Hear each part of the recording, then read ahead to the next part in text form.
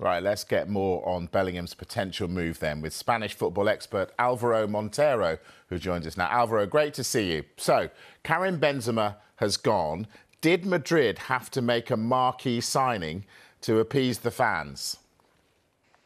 Hi, good afternoon, Mike. Well, I would say it's in a good moment, it's a good time for Real Madrid, but Jude Bellingham, as we said before, was target number one for Real Madrid, apart from the Karim Benzema decision. So if you're asking me if they had done it this quickly because of Karim Benzema departure, I will say no. But of course, a huge name like Jude Bellingham, it's amazing for a club that in this moment needs the illusion and needs the maze of signing a player like him, for sure. It's going to cost them £115 million. Are they happy to pay that much? Well, I would say in this moment, it's a huge quantity, it's a huge amount, it's sure that. But apart from that, there's a 34 million euros in bonus. But it's the market. They believe it's not a prospect, it's not future, it's the present. 19-year-old player.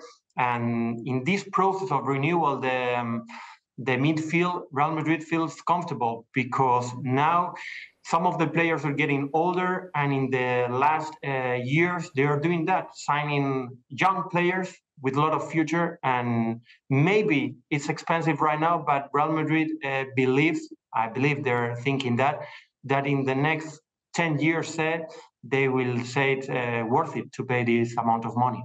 Yeah, you said some players are getting older. Let's name them. Toni Kroos and Luka Modric. So what sort of impact will Bellingham's arrival have on them? I would say nothing is going to change, Mike, because Toni Kroos and Luka Modric are Real Madrid legends. It's a similar situation with Karim Benzema. They're going to decide when they want to get out, when they want to depart from Real Madrid and leave the club.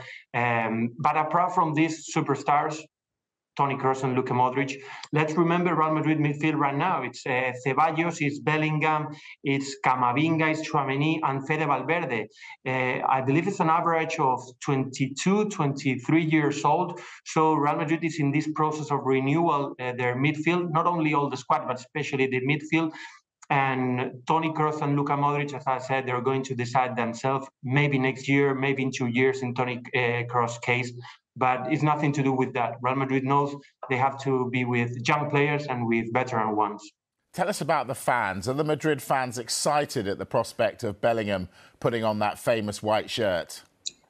Yeah, very much. Maybe it's not like Cristiano Ronaldo in 2009 or Kaká, but it's the feeling that they're signing a player for the future. As I said, it's very young. People here obviously love the way he plays.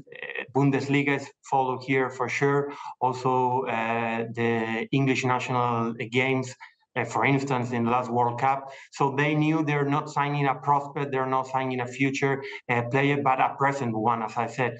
And the big difference between good players that Real Madrid has signed in the last year, like Marco Asensio, Fede Valverde, Rodrigo, Camavinga, or especially Vinicius Jr., is that in this case, it's more expensive. Let's remember that it's Real Madrid's second most expensive player ever after Eden Hazard. But yes, they are excited because they know it's an amazing player for sure. Do they think they might get Harry Kane as well?